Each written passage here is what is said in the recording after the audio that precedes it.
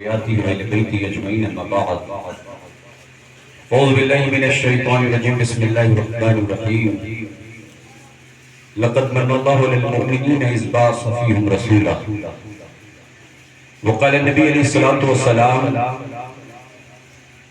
الحسن والحسين سيدا شباب أهل الجنة صدق الله العظيم وصدق رسوله النبي الأمين المتين الكريم ونحن على ذلك من الشاهدين والشاكرين والحمد لله رب العالمين. درود پاک پڑھیں باوجہ بلند اللہم صلی اللہ اللهم صل على سيدنا شفيعنا محمد وعلى آله وصحبه وسلم.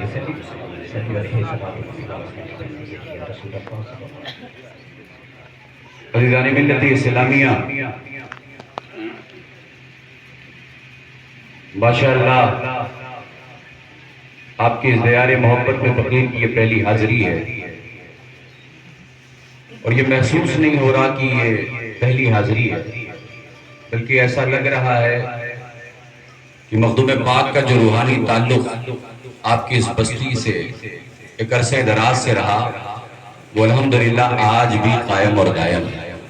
سبحان اللہ بے شک. اور انشاءاللہ امید بھی اسی بات کی ہم کرتے ہیں کہ یہ جو سلسلہ محبت ہے یہ اسی طرح قائم اور دائم رہے گا. آمین آمین انشاءاللہ. عزیزان محترم، مجھ سے پیشتر آپ نے ایک بہترین خطاب سماعت فرما لیا اور بڑی محبتوں کے ساتھ فقیر کو بھی دعوت دی ہے. ماشاءاللہ یہ آپ کا جو قصبہ ہے یہ بلد العلماء ہے. یہاں ہر گھر میں کوئی نہ کوئی حافظ قرآن، کوئی نہ کوئی عالم دین نظر آتا ہے.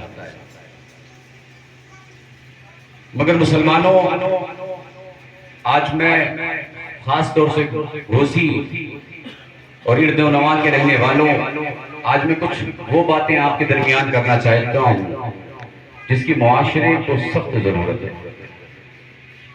عزیزان ملت اسلامیہ، آج بڑے افسوس کے ساتھ یہ بات کہنی پڑتی ہے کہ جسے دیکھیں ہر شخص اپنے اپنے پیر خانے سے محبت کرتا ہے. یہ کوئی بری بات نہیں ہے، پیر سے محبت کرنی بھی چاہیے اور یہ بہت اچھی بات ہے. اس کی تعلیم کی ضرورت ہے، یہ کوئی بری بات نہیں.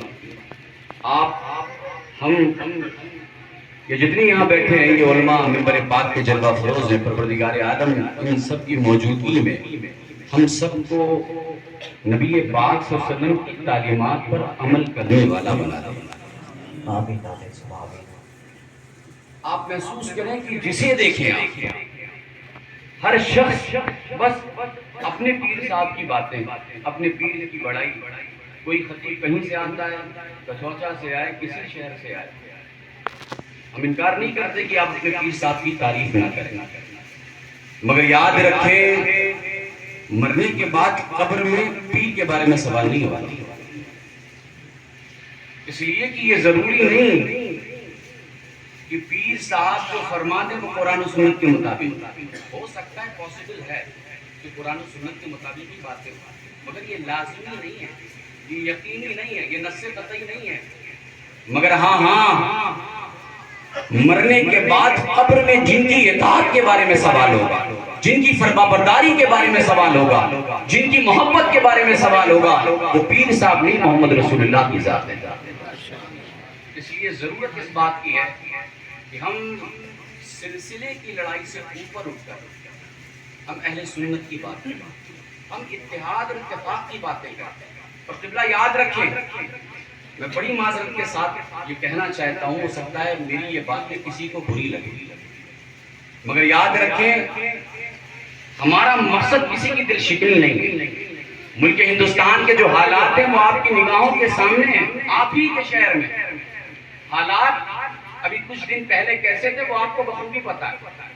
ہم وہ باتیں کرنا بھی نہیں چاہتے اور کرنی بھی نہیں چاہیے، مگر ہمیں کوشش یہ کرنی ہے جو تعلیمات شہنشاہ بغداد کی ہے، جو تعلیمات سلطان الہند عطائے رسول سرکار غریب نواز کی ہے، جو تعلیمات سرکار مخدوم پاک کی ہے، جو تعلیمات سرکار وارث پاک کی ہے، جو تعلیمات سرکار مدار پاک کی ہے، جو ان اولیاء اللہ کی تعلیمات ہے، اسی تعلیمات کو ہمیں آگے بڑھانے کی ضرورت ہے.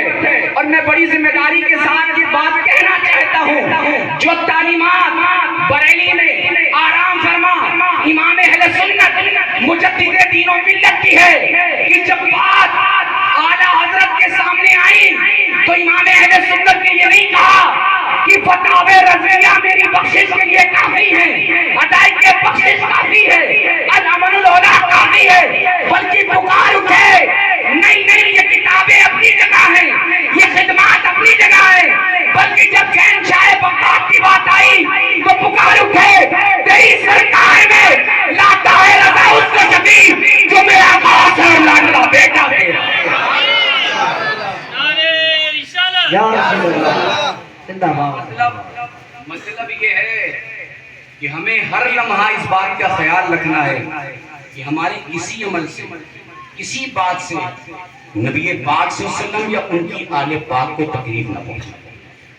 اور یاد رکھیں اس لیے کہ آج لوگ یہ سمجھتے ہیں کہ سید صاحب آئے وہ اپنی تعریف کر کے چلے گئے, چھوٹا شریف سے آئے, مریرہ شریف سے آئے, انہوں نے اپنے فضائل اپنا مناقب بیان کر دیے, اپنے گھر کی تعریف کر کے چلے گئے.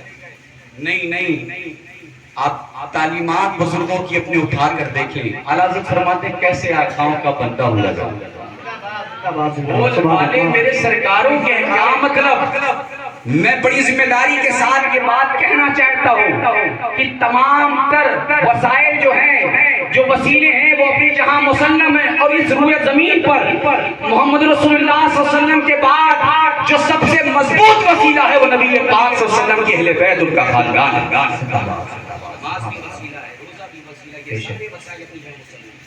مگر حضور نبی پاک صلی اللہ علیہ وسلم کے بعد کی تعلیم دیکھیں آپ, امام شافعی کی, امام مالک کی, امام اعظم ابو حنیفہ کی, امام احمد ابن حنبل کی, یہ وہ لوگ ہیں جنہوں نے یہ بتایا کہ نبی پاک صلی اللہ علیہ وسلم قبلہ ہم اہل سنت والجماعت, ہماری شان کیا ہے, ہمارا مقام کیا ہے کہ حضور نبی پاک صلی اللہ علیہ وسلم کے قدموں سے اگر خاک مس ہو جائے, مٹی کا ذرہ اگر نبی پاک صلی اللہ علیہ وسلم کے قدموں سے مس ہو جائے تو دنیا میں کوئی ترازو ایسا نہیں بنا جو رسول ہاشمی کے قدموں سے مس ہونے والی خاک کو تول سکے.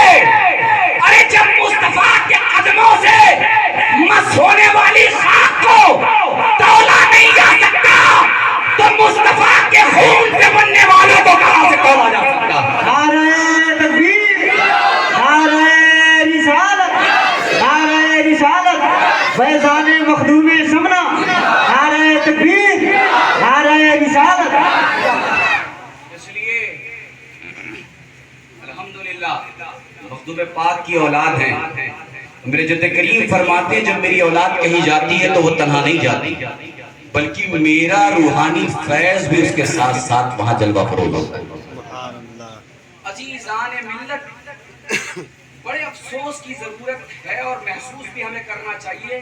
فلسطین کے حالات دیکھنا, اتنے سارے عرب ممالک ہیں مگر کوئی لب کھولنے کے لیے تیار نہیں. مسلمان وہاں ذبح کیا جا رہا ہے, مارا جا رہا ہے, ڈیلی نہ جانے کتنے لوگ شہید ہو رہے ہیں. مگر صاحب 25,000 نذرانہ دیا جائے جلسے میں, مقرر صاحب سے جن کے بارے میں چاہیے خطاب کروا, 30,000 40,000 50,000 پیسے لے کر خطاب کیے جا رہے ہیں, مگر کسی کو اس بات کی فکر نہیں ہے الا ماشاءاللہ کہ ان نبی پاک صلی اللہ علیہ وسلم کے غلاموں کے لیے جس چیز کی ضرورت ہے اسے کب بتایا جائے, اسے کب سمجھایا جائے گا. اس لیے ضرورت ہے اپنے بزرگوں کی تعلیمات پر عمل کرنے.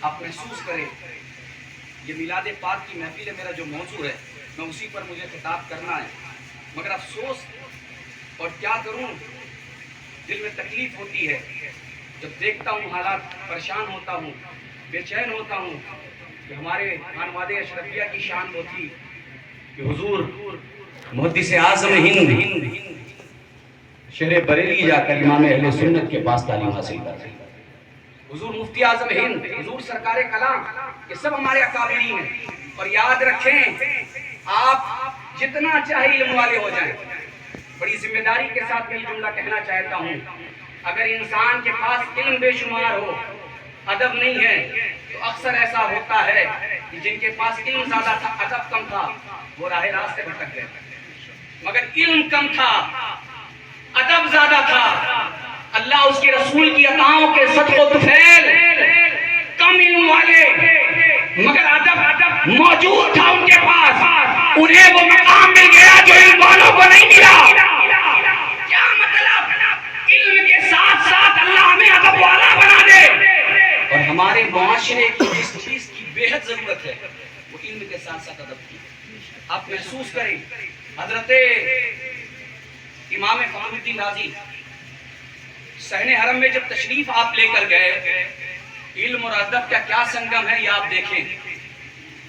تو جیسی لوگوں نے دیکھا امام فخر الدین رازی آ رہے ہیں، لوگ راستہ دینے لگے، ہٹنے لگے، کوئی دستبوسی کر رہا ہے، کوئی راستہ صاف کر رہا ہے، کوئی کچھ کر رہا ہے، کوئی کچھ کر رہا ہے، سب کے سب اپنی محبتوں کا نذرانہ پیش کرنے لگے۔ ایک ذات تھی جو کنارے بیٹھ کر صحن حرم میں ایک کتاب لکھ رہی تھی، جس ذات کا نام حضرت شیخ محی الدین ابن عربی تھا، اور وہ اتنا مصروف تھے، اتنا مو ہو گئے کتاب لکھنے میں کہ انہوں نے دیکھا نہیں کہ آنے والا کون ہے۔ اچھا جب آپ تشریف لائے، سب دستبوسی کرنے لگے، راستہ بنانے لگے، تو آپ نے دیکھا سب کے سب آگئے مگر ایک شخص نہیں ہے۔ آپ کی نظر پڑی، آپ نے فرمایا جو علماء کا ادب نہیں کرتے وہ انعام ہوتے ہیں، انعام جانور۔ یہ اپنی بڑائی کے لیے انہوں نے نہیں کہا، یہ علماء کا مقام، ان کی شان، ان کی عظمت بیان کرنے کے لیے یہ بات کہی۔ حضرت شیخ محی الدین ابن عربی نے جب یہ بات سنی آپ مسکرانے لگے۔ امام فخر الدین رازی نے فرمایا کہ کل صحن حرم میں منبر لگایا جائے گا اور ہم علماء کی عظمت پر خطاب بیان کریں گے۔ بات طے ہو گئی۔ دوسرا دن آیا، حضرت شیخ محی الدین ابن عربی جلوہ افروز ہے، امام فخر الدین رازی تشریف لائے اور منبر پر بیٹھے۔ اب جب لب کھول رہے ہیں تو زبان ساتھ نہیں دی، کچھ بولنا چاہتے ہیں تو بول نہیں پا رہے، زبان میں کوئی حرکت نہیں، زبان میں کوئی جنبش نہیں، لب ایسا لگتا ہے کہ لب سل دیے گئے ہیں۔ مگر امام فخر الدین رازی عالم کے ساتھ ساتھ باادب تھے، وہ سمجھ گئے کہ لگتا ہے کہیں کوئی کمی واقع ہو گئی، کوئی غلطی واقع ہو گئی، کوئی خطا واقع ہو گئی۔ آپ فوراً ممبر سے نیچے اترے اور آ کر حضرت شیخ محی الدین ابن عربی کے قدموں کو پکڑ لیا، کہا حضور ہمیں معاف فرما دیں، حضور ہم سے غلطی ہو گئی، ہمیں معاف فرما دیجئے، درگزر فرما دیجئے۔ آپ مسکرائے، غوث پاک کی مانوی اولاد ہے حضرت شیخ محی الدین ابن عربی، سیدوں کو کبھی ہلکے میں مت لیا کریے، اور قبلہ وہی بات ہوتی ہے کہ اگر کچھ کہا جائے تو کہتے ہیں بڑائی کی کر رہے ہیں۔ ارے جب میرے امام نے یہ کہہ دیا یا رسول اللہ تیری نسل پاک میں ہے بچہ بچہ نور کا، تو یعنی نور تیرا سب گھرانہ نور کا، کیا مطلب؟ سید اگر عالم ہے تبھی محبت کرنا ہے یہ ضروری نہیں ہے، سید مسجد افتتاح پر بیٹھا ہو تبھی عزت کریں گے یہ ضروری نہیں ہے، مسجد کا امام ہے تبھی عزت کریں گے یہ ضروری نہیں ہے، بلکہ امام اہل سنت نے نظریہ اور عقیدہ دے دیا اگر آل رسول ہے تو دن کا ہے پھر بھی ہمارے لیے ہمارے سروں کا تاج ہے، واجب التعظیم۔ کب تک؟ جب تک کہ اس کی گمراہی کا یقین نہ ہو جائے، اس کا عقیدہ بد عقیدگی میں وہ تبدیل نہ ہو جائے، حد کفر تک نہ پہنچ جائے، تب تک کہ اس کی تعظیم لازم ہے۔ اور ہم اور آپ کہاں ہیں؟ ہمیں محاسبہ کرنا ہے اپنا، ہمیں اپنے آپ پر غور و فکر کرنا ہے۔ عزیزان ملت اسلامیہ، میں بات کر رہا تھا حضرت امام فخر الدین رازی کی، جب آپ آئے اور آپ نے قدموں کو پکڑا کہ حضور معاف فرما دیں، تو آپ مسکرا کر فرماتے ہیں حضرت شیخ محی الدین ابن عربی کہ ہم جیسے انعام کے پاس کیا ملتا ہے، اس لیے کہ انہوں نے علماء کے مقام کو بیان کرتے ہوئے انعام کہا تھا، کہ حضور میں سمجھ نہیں پایا مجھے معاف فرما دیں۔ تاریخ میں ملتا ہے کہ حضرت شیخ محی الدین ابن عربی جو کتاب آپ تصنیف فرما رہے تھے، آپ نے وہ قلم اٹھایا اور قلم اٹھا کر امام فخر الدین رازی کی زبان پر وہ قلم رکھ دیا اور دعا کے لیے ہاتھ اٹھائے، کہا پروردگارا اس کے اندر وہ صلاحیت پیدا فرما دے کہ یہ جو کام کرے وہ زمین تک پہنچ جائے. میں نہیں کہتا, امام فخر الدین رازی خود فرماتے ہیں اللہ کی عزت کی قسم میں نے جو تفسیر کبیر لکھی ہے یہ حضرت شیخ محی الدین ابن عربی کی دعاؤں کا نتیجہ ہے. عزیزان ملت اسلامیہ, کیا مطلب یہ ہے کہ اگر آپ باادب ہو جائیں گے تو آپ کو دنیا میں بھی کامیابی ملے گی اور مرنے کے بعد بھی کامیابی انشاءاللہ. بے شک زندہ باد. اب آئے اپنے موضوع کی طرف. عزیزان ملت اسلامیہ, یہ کون سا مہینہ چل رہا ہے؟ بولیے, آپ تھک تو نہیں گئے؟ مجھے ایسا لگ رہا ہے کہ آپ چاہتے ہیں صلاۃ و سلام ہو جائے. یہی ارادہ ہے. میں پہلی بار آیا ہوں اور بڑا لمبا سفر کر کے آیا ہوں, بہت تھکا ہوا ہوں, مگر مجھے ایسا لگ رہا ہے کہ سفر میں نے کیا ہے, تھکان آپ کے چہروں سے ظاہر ہو رہی ہے. کچھ ارادہ؟ ارے یار, ہم تو اہل سنت والجماعت ہیں. نبی پاک صلی اللہ علیہ وسلم کی حیات کا معاملہ تو بہت اعلیٰ ہے. حضور سے منسوب ان کے اصحاب کی زندگی تو بہت بالا ہے. حضور نبی پاک صلی اللہ علیہ وسلم سے منسوب جو اولیاء ہیں نبی پاک صلی اللہ علیہ وسلم کی امت کے, ان کی حیات تو بہت اعلیٰ ہے. ارے جب نبی پاک صلی اللہ علیہ وسلم کا عام غلام مرنے کے بعد وہ ختم نہیں ہوتا تو پھر نبیوں کے امام کیسے مردہ ہو سکتے ہیں؟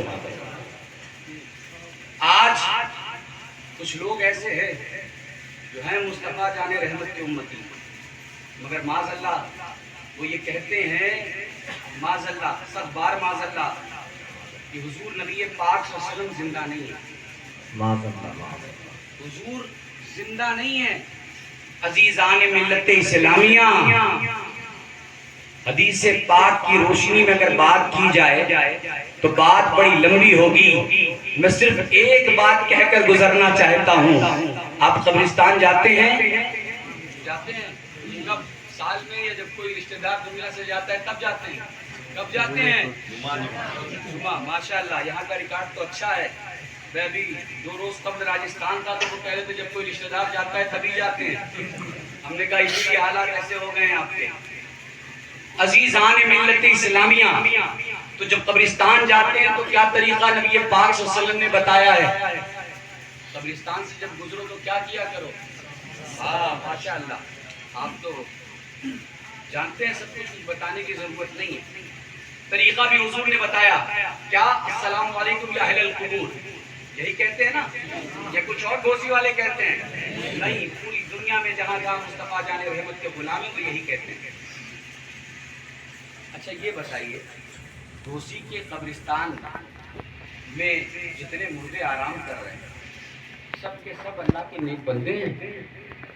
پھر بولو, سب کے سب اولیاء ہیں, سب کے سب اغواس ہیں, سب کے سب اقطاب ہیں, سب کے سب اللہ کے برگزیدہ بندے ہیں.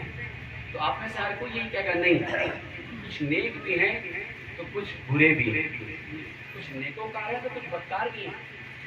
مگر عزیزان ملت اسلامیہ, حضور نبی پاک صلی اللہ علیہ وسلم فرماتے ہیں کہ جب قبرستان سے گزرا کرو تو سلام کر لیا کرو. حکم عام ہے. نبی پاک صلی اللہ علیہ وسلم نے حکم کو کسی قید کے ساتھ مقید نہیں کیا کہ اگر اللہ کے برگزیدہ بندے ہوں تو ہی سلام کرنا. کیا مطلب؟ نیکوکار ہوں تو بھی سلام کر لینا اور گنہگار ہوں تو بھی سلام کر لینا. اچھا یہ بتاؤ, یہ گھر ہے سامنے دکھ رہا ہے آپ کو؟ ہاں, دیوار کے پیچھے کوئی ہے مجھے پتا نہیں. اب کیا میں سلام کروں؟ گھر میں داخل ہونے کی صورت ایک الگ ہے, سلام کرنے کا جو طریقہ وہاں بتایا گیا ہے, مگر ہمیں پتہ نہیں ہے تو سلام کرنے کا حکم نہیں ہے. مگر جب آپ قبرستان جاتے ہیں تو حکم یہ ہے کہ سلام کر لیا کریں. کیا مطلب؟ سلام اسے کیا جاتا ہے جو سلام سنتا بھی ہو اور سلام کا جواب بھی دیتا ہے. حدیث پاک میں تو یہاں تک ملتا ہے کہ جب گزرنے والا گزرتا ہے اور سلام کرتا ہے تو مردے اس کا سلام سنتے بھی ہیں, جواب بھی دیتے ہیں, یہاں تک کہ اس کے چلنے کی آواز, اس کے قدموں کی آہٹ کی آواز کو بھی مردے سنتے ہیں. اب ذرا گھوسی کے غیور مسلمانوں مجھے دل پر ہاتھ رکھ کے بتاؤ کہ گھوسی کے قبرستان میں گنہگار بھی ہیں، سیاکار بھی ہیں، بدکار بھی ہیں، نیکوکار بھی ہیں، عیار بھی ہیں، مکار بھی ہیں، مگر اللہ کی عزت کی قسم ان میں سے کچھ ایسے ہیں جنہیں دنیا سے رخصت ہوئے 10 سال ہو گئے، کچھ ایسے ہیں جنہیں 20 سال ہو گئے، جنہیں 50 سال ہو گئے، جنہیں 100 سال ہو گئے، جنہیں 200 سال ہو گئے، 500 سال ہو گئے۔ مصطفیٰ کا غلام گزرا، اس نے سلام کیا، مردہ منو مٹی کے نیچے دبا ہوا ہے، اس نے سلام بھی سنا، سلام کا جواب بھی دے دیا۔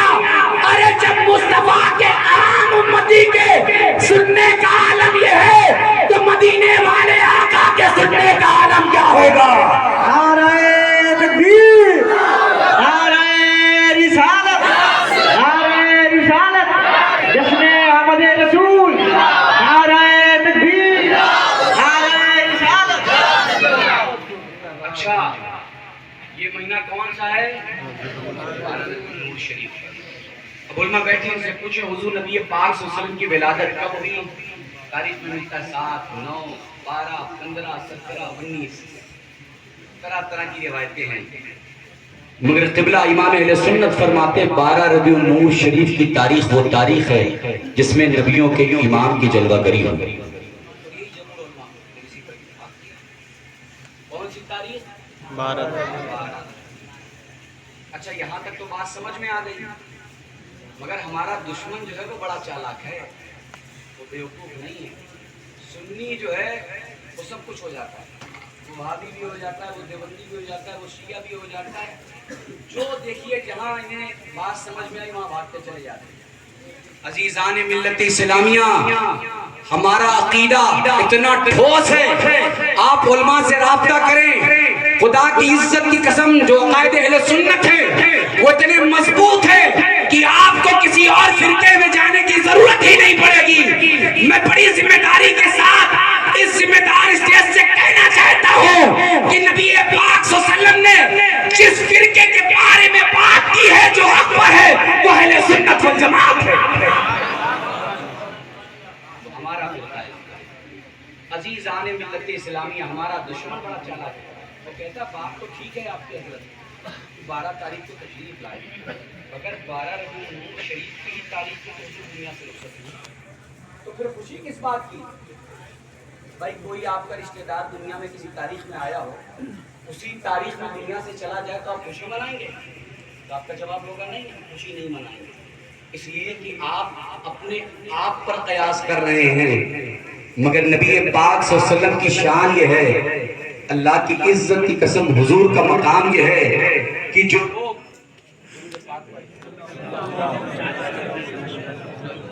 اور محسوس یہ کریں کہ نور والے نبی کی بات ہو رہی ہے اور نور والوں کی زبان سے ہو رہی ہے، الحمدللہ یہ علماء بھی ہو رہی ہے۔ میں عرض کر رہا تھا کہ وہ کہنے والے کہتے ہیں کہ صاحب غم منائیں، اس لیے کہ اسی تاریخ میں تشریف لائے، اسی تاریخ میں دنیا سے رخصت ہوئے، تو ہم بتانا چاہتے ہیں غم وہ کریں جو مصطفیٰ جان رحمت کو مردہ سمجھتے ہیں۔ الحمدللہ ہمارا عقیدہ یہ ہے کہ امام اہل سنت نے جب نبی پاک صلی اللہ علیہ وسلم کی حیات کی بات آئی تو دنیا سمجھ رہی تھی کہ اعلیٰ حضرت صرف مصرع لکھ رہے تھے، مگر فقیر کہتا ہے کہ اعلیٰ حضرت مصرع بھی لکھ رہے تھے، قلم چل رہا تھا، اشعار نقش ہو رہے تھے اور سامنے مصطفیٰ جان رحمت کی زیارت ہو رہی تھی، اسی لیے تو امام پکار اٹھے، تو زندہ ہے واللہ، تو زندہ ہے واللہ میری چشم عالم سے چھپ جانے والے۔ عزیزان ملت اسلامیہ، وہ شان ہے میرے آقا کی، اور یہی نہیں بلکہ آپ محسوس کریں جب حضور نبی پاک صلی اللہ علیہ وسلم کی ولادت ہوئی، ایک دو باتیں میں عرض کر کے اپنے خطاب کو آگے بڑھاتا ہوں۔ کیا شان ہے نبی پاک صلی اللہ علیہ وسلم کی؟ حضرت آمینہ فرماتی کہ جب حضور شکم میں آئے تو مجھے کسی طرح کی کوئی تکلیف محسوس نہیں، کوئی ہجوم، کوئی پریشانی، کوئی بے چینی محسوس نہیں ہوئی، بلکہ فرماتی ہیں کہ میں اپنے سارے کام اسی طرح کرتی تھی جس طرح سے شکم مبارک میں حضور کے تشریف لانے سے پہلے میں اپنے کام کر لیا کرتی تھی، حضور کے شکم مبارک میں تشریف لانے کے بعد بھی میں اپنے سارے کام بڑی آسانی کے ساتھ کر لیا کرتی۔ اور آگے فرماتی ہیں کہ معاملہ یہیں پر ختم نہیں ہوا، بلکہ بیان کرتی ہیں اکثر ایسا ہوتا تھا کہ میں سویا کرتی تھی تو کوئی آ کر میرے کندھوں کو جنبش دیتا تھا، مجھے اٹھاتا تھا، میں اٹھ جاتی تھی، اور جب میں اٹھتی تھی تو میں دیکھتی تھی کہ ایک بہت حسین و جمیل نور کے پیکر میں کوئی موجود ہے۔ میں اس سے پوچھتی تھی کہ تم کون ہو؟ تو وہ کہتا تھا کہ میں فرشتہ ہوں، اے آمینہ جو تمہارے شکم میں ہے وہ کوئی معمولی بچہ نہیں بلکہ وہ کائنات کا تاجدار اور مالک و مختار ہے۔ اور یہی نہیں قبلہ، بلکہ حضرت حضور نبی پاک صلی اللہ علیہ وسلم کی ولادت کے جتنے واقعات آپ کو ملیں گے وہ حضرت شفا سے مروی ہیں، اور آپ حضرت عبد الرحمن ابن عوف کی والدہ ہیں۔ آپ فرماتی کہ جب نبی پاک صلی اللہ علیہ وسلم تشریف لائے، آقا کریم صلی اللہ علیہ وسلم کی ولادت ہوئی تو معاملہ یہ تھا کہ جب حضور تشریف لائے تو وہ حجرہ جس میں نبی پاک صلی اللہ علیہ وسلم کی ولادت ہوئی اتنا روشن، اتنا منور، اتنا مجلہ ہوا کہ اس کی روشنی سے ہم نے شام کے محلات تک دیکھ لیے۔ یہ نبی پاک صلی اللہ علیہ وسلم کی آمد کی برکت ہے۔ اور عزیزان ملت اسلامیہ، میرے حضور اپنے غلاموں سے کتنی محبت کرتے ہیں، اپنے دیوانوں سے کتنا پیار کرتے ہیں، آقا اپنے چاہنے والوں سے کتنی محبت رکھتے ہیں، اس کا اندازہ کریں کہ آپ فرماتی ہیں جب نبی پاک صلی اللہ علیہ وسلم کی ولادت ہو گئی تو میں نے دیکھا حضور کی حالت یہ تھی کہ حضور کی کیفیت سجدے کی تھی، آقا کریم صلی اللہ علیہ وسلم سجدے کی حالت میں، لبے مبارک کھل رہے ہیں۔ میں نے انہیں اپنی آغوش میں اٹھایا، دیکھا کہ لبوں میں جنبش ہے، ان کے لبوں کو اپنے کانوں کے قریب کیا۔ فرماتی ہیں نبی پاک صلی اللہ علیہ وسلم کی زبان مبارک سے جو الفاظ نکل رہے تھے وہ یہ تھے، رب حبلی امتی۔ ہمارا تمہارا نبی اپنے غلاموں سے کتنی محبت کرتا ہے کہ حضور دنیا میں تشریف لائے تو ان کی زبان پر جو الفاظ تھے وہ اپنی امت کو یاد فرما رہے ہیں۔ ہمارا اور آپ کا کیا معاملہ ہے وہ ہم اور آپ بخوبی جانتے ہیں۔ عزیزان ملت اسلامیہ، اس لیے میں آپ سے التماس کرتا ہوں کہ حضور نبی پاک صلی اللہ علیہ وسلم کی سیرت کو اپنانے کی کوشش کریں۔ آج پوری دنیا میں مسلمان رسوا ہو رہا ہے، پوری دنیا میں مسلمان مارا جا رہا ہے، پوری دنیا میں مسلمانوں کو گری ہوئی نگاہوں سے دیکھا جا رہا ہے۔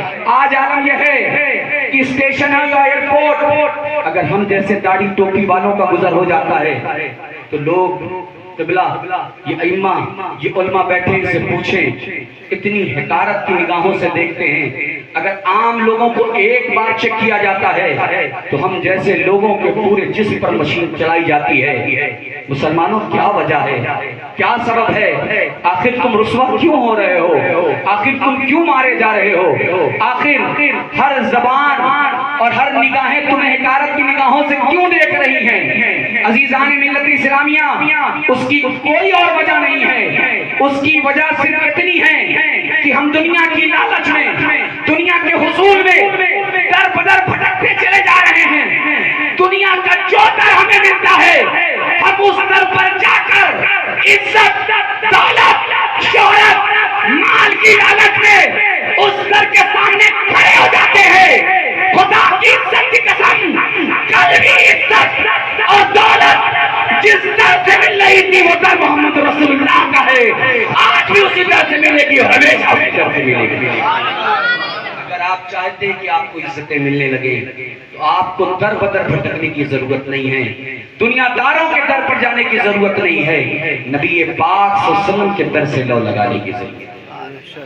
عزیزان ملت اسلامیہ، نبی پاک صلی اللہ علیہ وسلم کی اہل بیت، ان کا گھر، ان کا خاندان، ان کے فضائل، ان کے مناقب، ان کی عظمت کا عالم یہ ہے۔ اہل بیت، امام اہل سنت فرماتے ہیں کیا بات رضا، اس چمنستان کرم. ارے صرف چمنستان ہو تو گزرنے والا جب پاس سے گزرتا ہے تو مہکنے لگتا ہے. صرف چمنستان ہو، یہ کرم کا چمنستان ہے. اس میں مولا علی ہیں، امام حسن ہیں، امام حسین ہیں، سیدہ طیبہ طاہرہ عابدہ زاہدہ فاطمہ الزہرا ہیں. یہ چمن کا اہل بیت کا چمن ہے. اس میں امام زین العابدین ہیں، امام محمد باقر ہیں، امام جعفر صادق ہیں، امام موسیٰ قاسم ہیں، امام علی رضا ہیں، امام حسن عسکری ہیں. بغداد چلے جاؤ تو شہنشاہ بغداد کی شکل میں نظر آئیں گے. اجمیر چلے جاؤ تو غریب نواز کی شکل میں نظر آئیں گے. اور کٹھوعہ چلے جاؤ تو مخدوم پاک کی شکل میں نظر آئیں گے. قیامت تک یہ سلسلہ قائم رہے گا. اسی چمنستان کرم میں داخل ہونے والی ذات مولا علی کی ہے. وہ علی جن کے بارے میں تاریخ میں ملتا ہے کہ حضرت علی کی جب ولادت ہوئی تو آپ کی والدہ حضرت فاطمہ بنت اسد کعبے کا طواف کر رہی تھی.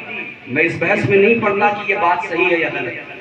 کعبے میں پیدا ہونے سے علی کو مرتبہ اور عزت نہیں ملی. علی کو عزت محمد رسول اللہ نے عطا فرمائی. مگر شاعر کہتا ہے کسیرا میسر نشدی سعادت بکعبہ ولادت و مسجد شہادت کہ کائنات میں یہ شرف کسی کو نہیں ملا کہ جس کی ولادت بھی خدا کے گھر میں ہوئی ہو اور شہادت کے اسباب بھی خدا کے گھر سے بنے ہوئے. یہ شرف صرف مولا علی کو حاصل ہے. حضرت فاطمہ بنت اسد کعبے کا طواف کر رہی تھی. اچانک ولادت کے آثار ظاہر ہوئے. مولا علی پیدا ہو گئے. تاریخ میں ملتا ہے کہ جب آپ کی والدہ انہیں لے کر آئی معاملہ گھنٹوں کا منٹوں کا نہیں بلکہ دنوں میں تبدیل ہو گیا. مگر حضرت علی نے آنکھیں نہیں کھولی. اب حضرت مولا علی نے جب آنکھیں نہیں کھولی اس بات کا علم نبیوں کے امام کو ہوا تو پیغمبر اسلام تشریف لے آئے. حضور نبی پاک صلی اللہ علیہ وسلم تشریف لے آئے. عزیزان ملت اسلامیہ ابھی حضرت علی پیدا ہوئے نبی پاک صلی اللہ علیہ وسلم نے اعلان نبوت نہیں کیا. دنیا سمجھ رہی تھی کہ صرف محمد صلی اللہ علیہ وسلم تشریف لا رہے ہیں مگر صوفیہ کہتے نہیں نبیوں کا امام آ رہا ہے، رسولوں کا شہنشاہ آ رہا ہے. حضور نبی پاک صلی اللہ علیہ وسلم تشریف لائے اور آقا کریم نے حضرت علی کو اپنی آغوش میں لیا. عزیزان ملت اسلامیہ جیسے ہی نبوت اور رسالت کے ہاتھوں نے علی کو چھوا ہے علی نے آنکھیں کھول دی. حضرت علی نے آنکھیں کھول دی. میں عالم تصور میں نے سوال کیا اے مولا علی آپ کعبے میں پیدا ہوئے. کعبہ خدا کا گھر ہے اور اس روئے زمین پر سب سے پاکیزہ گھر ہے. آپ نے کعبے کو نہیں دیکھا، آپ نے ماں کو نہیں دیکھا، آپ اپنے جس گھر میں آئے آپ نے اس گھر کو نہیں دیکھا، آپ نے اپنے دوسرے رشتہ داروں کو نہیں دیکھا. حالانکہ دنیا کا نظام یہ ہے، دنیا کا سسٹم یہ ہے، دنیا کا دستور یہ ہے، دنیا کا قانون یہ ہے کہ جب بچہ پیدا ہوتا ہے تو ماں کو دیکھتا ہے، پیدا ہونے کے مکان کو دیکھتا ہے، دوسرے رشتہ داروں کو دیکھتا ہے، اعزا اقربا کو دیکھتا ہے. مگر آپ نے کسی کو نہیں دیکھا. آپ کی آنکھیں کھلی تو مصطفیٰ جان رحمت کے چہرے کی زیارت ہو رہی. کیا وجہ ہے؟ لوگ اس بحث میں پڑے ہیں کہ علی کعبے میں پیدا ہوئے کہ نہیں ہوئے. مگر بریلی کے امام نے اس منظر کو جب محبت کی نگاہ سے دیکھا تو پکار اٹھے اور امام اہل سنت نے سارا مسئلہ حل کر دیا کہ آخر علی کعبے کو کیوں نہیں دیکھ رہے، علی اپنی ماں کو کیوں نہیں دیکھ رہے، علی اپنے رشتہ داروں کو کیوں نہیں دیکھ رہے، علی اعزا اقربا کو کیوں نہیں دیکھ رہے. امام اہل سنت یوں پکارتے ہیں کہ علی کی خواہش کیا تھی، علی کی تمنا کیا تھی. اعلیٰ پکارتے آجی اور آؤ شہنشاہ کا روزہ دیکھو، کعبہ تو دیکھ چکے، کعبے کا کعبہ دیکھو. علی کی خواہش یہ تھی کہ علی کعبے کو نہ دیکھے، اسے دیکھیں جو جانے کعبہ، جو کعبے کا کعبہ ہے. عزیزان ملت اسلامیہ یہ ہیں نبی کے گھر والے. ان سے محبت کریں. اور یہ وہ لوگ ہیں جن کی محبت اللہ کی طرف سے فرض قرار دی گئی ہے. یاد رکھیں اگر آپ چاہتے ہیں کہ آپ کو کامیابی مل جائے, آپ کی پریشانیاں دور ہو جائیں, آپ کو پھر سے کھویا ہوا وقار واپس مل جائے, تو نبی پاک صلی اللہ علیہ وسلم سے محبت کرے اور ان کی آل کو اپنے دل میں بسا دے. انشاءاللہ آپ کو پھر وہی پرانا جو آپ کو اور آپ کے اکابرین کی جو تعلیمات تھی, اسی تعلیمات کی روشنی میں آپ کو کھویا ہوا وقار مل جائے گا. صرف اہل بیت کی بات کیا ہے, بلکہ نبی پاک صلی اللہ علیہ وسلم سے منسوب ہر شے سے ہمیں محبت کرنا ہے. آخری بات اور وہ یہ ہے کہ سرکار مخدوم پاک کا جو آستانہ ہے آپ کے وہاں سے بہت دوری نہیں ہے, اور کچھوچا شریف سے حضرت سرکار اعلیٰ تشریفی میاں آپ کے زمانے سے یا اس سے پہلے سے بھی آپ کی اس بستی سے ہمارے بزرگوں کا تعلق رہا. الحمدللہ حضرت قادری میاں صاحب قبلہ, حضرت احسن میاں صاحب قبلہ, حضور سرکار کلا, خانواد اشرفیہ کے اکابرین ہمیشہ آپ کی اس دیار محبت میں الحمدللہ آتے رہے, اور آپ بھی بڑی محبتوں کے ساتھ ان سے ملتے رہے, آپ نے تعلق رکھا. بس ضرورت اس بات کی ہے کہ اس تعلق کو برقرار رکھے, قائم رکھے, اور یاد رکھیں اس بات کو, ہم سب کو مل جل کر دین و سنت کا کام کرنا. یہ جتنے سلسلے ہیں, یہ جتنے اکابرین ہیں, خواہ وہ کچھوچا کے ہوں, خواہ وہ بریلی شریف کے ہوں, خواہ وہ مریرہ شریف کے ہوں, خواہ وہ دہلی کے ہوں, ہندوستان میں کہیں بھی کوئی بھی خانقاہ ہو جن کی فکر, جن کا نظریہ عقائد اہل سنت کے مطابق ہے, وہ ہمارے, وہ ہم سب کے, ہم سب کو مل جل کر دین و سنت کا کام کرنا ہے. اس لیے کہ حالات بہت خراب ہوتے چلے جا رہے ہیں. اگر اسی طرح ہم آپس میں لڑتے رہے, ایک دوسرے کو برا کہتے رہے, ایک دوسروں کے خلاف تقریر کرتے رہے, ایک دوسروں کے خلاف تحریر اور کتابیں لکھتے رہے, تو پھر وہ دن دور نہیں کہ ہم میں سے کوئی دوسرا مارا جائے گا, ہم ہنستے رہیں گے. کل آپ ان پر ہنس رہے ہیں, پرسوں آپ کا بھی نمبر آئے گا. اس لیے خدا را ہوش کے ناخون لیں اور مل جل کر دین و سنت کا کام کریں. اور ساتھ ہی ساتھ یہ یاد رکھیں, یہ علماء دین, سادات کرام, ائمہ مساجد, حافظ قرآن, ان سب سے ہمیں محبت کرنا. ہم رسول اللہ کے غلام ہیں, یہ عالم ہیں, یہ حافظ صاحب ہیں, ہمیں ان کا بھی احترام کرنا ہے, ہمیں سید صاحب کا بھی احترام کرنا ہے. اس لیے کہ اگر علماء نہیں ہوتے تو آپ یہ نہیں جان سکتے تھے کہ کون سی چیز اسلام میں حرام ہے اور کون چیز حلال ہے. یہ انہی کی محنت ہے. آپ کو تو فرصت ہی نہیں ہے پیسہ کمانے سے, آپ کو فرصت ہی نہیں ہے گھر بنانے سے, آپ کو فرصت ہی نہیں ہے کاروبار کرنے سے. کم سے کم یہ علماء اگر ہماری اور آپ کی رہنمائی کر رہے تو ان کی قدر کرو. یا ائمہ مساجد جو آپ کو عقائد اہل سنت بتاتے ہیں, سمجھاتے ہیں, پڑھاتے ہیں, لکھاتے ہیں, دنوں رات کوشش کرتے ہیں, ان کی خیال رکھیں, ان کی تعظیم کریں, ان کی توقیر کریں. اور یاد رکھیں حضرت سلیمان علیہ السلام, آخری بات کہہ کے میں بات ختم کرتا ہوں, اللہ کی طرف سے حضرت سلیمان علیہ السلام کو اختیار دیا گیا 3 چیزوں, علم, دولت اور حکومت, 3 چیزیں. اور اللہ کی طرف سے حضرت سلیمان کو اختیار دیا گیا ہے, سلیمان آپ ان 3 چیزوں میں سے جو چاہیں پسند فرمائیں. چاہے تو علم پسند فرما لیں, چاہے دولت پسند فرما لیں, اور چاہے حکومت پسند فرما لیں, جو آپ کو اچھا لگے. ان تینوں میں سے جو چاہیں اسے پسند فرما لیں. تو پتہ ہے اللہ کے نبی نے کس چیز کو پسند فرمایا؟ حضرت سلیمان علیہ السلام نے دولت کو پسند نہیں فرمایا, حکومت کو پسند نہیں فرمایا, آپ نے علم کو پسند فرمایا، اور جب علم کو حضرت سلیمان نے پسند فرمایا تو اللہ نے علم کے صدقہ و طفیل انہیں دولت بھی عطا فرما دی اور حکومت بھی عطا فرما دی۔ اگر آپ چاہتے ہیں کہ آپ کو وقار مل جائے، آپ کو عزت مل جائے، آپ کو عروج مل جائے، تو علم کے قریب ہو جائے۔ جو لوگ بھی علم کے قریب ہوئے ہیں اللہ نے ان کے نام کو روشن فرمایا۔ اس لیے ضرورت اس بات کی ہے کہ ہم سب مل جل کر دین و سنت کا کام کریں اور اپنے مشائخین سے محبت کریں، اپنے بزرگوں کا احترام کریں اور آپس میں لڑیں جھگڑے نہیں۔ اگر کسی کا عقیدہ درست نہیں، کسی کا نظریہ فکر اور اس کا عقیدہ عقائد اہل سنت کے مطابق نہیں ہے، ہمارا رشتہ دار بھی ہو تو مجھے چھوڑ دیں گے۔ ہم سوچیں گے نہیں۔ الحمدللہ کچھ وجہ شریف کا موقف بڑا ٹائٹ ہے، بڑا سخت ہے ہمارے بزرگوں کا موقف اس معاملے میں۔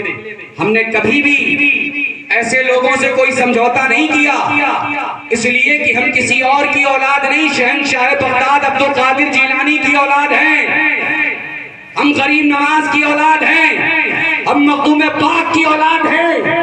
ہمارا شجرہ نسب امام علی مقام سے ملتا ہے، امام حسین سے، کہ امام حسین نے اپنا پورا خاندان نبی کے دین کے لیے قربان کر دیا، مگر یزید کی بیعت کو قبول نہیں کیا۔ ہم وہ لوگ ہیں کہ اپنی نسلیں تو دین کے لیے قربان کر سکتے ہیں، مگر مصطفیٰ جان رحمت کے دین سے سودا نہیں کر سکتے انشاءاللہ۔ اور اللہ سے یہی دعا کرتے ہیں کہ پروردگار عالم جب تک ہم دنیا میں رہیں نبی پاک صلی اللہ علیہ وسلم کی محبت میں ہمیں زندہ رکھ اور انہی کی محبت میں موت نصیب فرما۔ وما بالتوفیق الا باللہ۔ السلام علیکم ورحمۃ اللہ وبرکاتہ۔